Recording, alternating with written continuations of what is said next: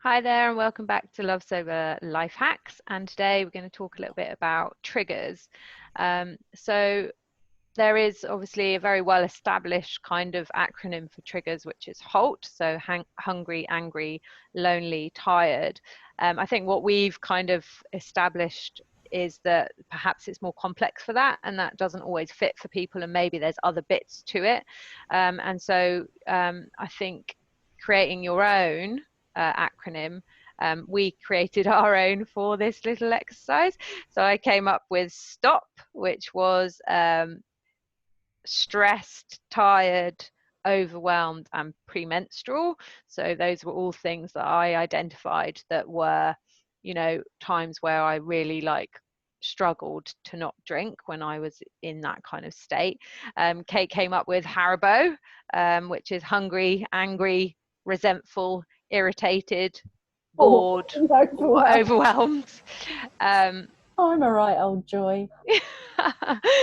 And so, yeah, trigger times and identifying them and sort of, that is real kind of key basics of kind of loving your life sober, because when you can get a handle on your triggers and know when you get pushed and know when you normally, that sort of is the enabling sort of mindset state to go, I'm gonna have a glass of wine, then you can kind of backtrack and create different options for yourself. So Kate's going to carry on with a couple of tips. Yeah, and essentially they're interruptions again, aren't they? A lot of these things are just to break that kind of, okay, I'm charging headlong towards a glass of wine all of a sudden, and these are just like, okay, these are, like you say, interruptions. So creating your own acronym, you can be very creative with the spelling, I think, and just make it work for you. Don't get all hung up about, oh, it's not exactly right, like I think. Yeah. And you can do that by brainstorming your triggers and then just having a play around.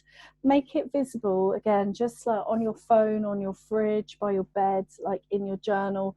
Just kind of keep them as a real sort of anchor, a real visual tool for yourself that you can just access at any time. And then what you can do as well, so for each of them, ask yourself, what can I do? What will I do? So this is creating a little action plan for an alternative to, I'm overwhelmed and therefore I'm going to go to the shop and get a bottle of wine. So I'm overwhelmed. What is my really easy reach? Okay, I sit down and I put a pair of socks on and I have a cup of tea. That's like my immediate thing. So I just stop. If I'm bored, what do? I phone a friend. It's like, who wants to be a millionaire? But I get online, okay? Or, just whatever it is that you do, you put on your running shoes and you get out.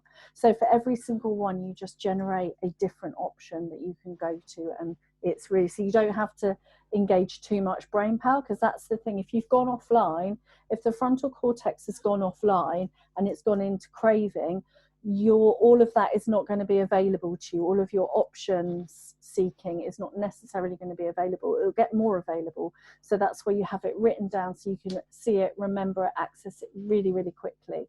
So yeah, that's our life hack for today, and we'll see you next week for more.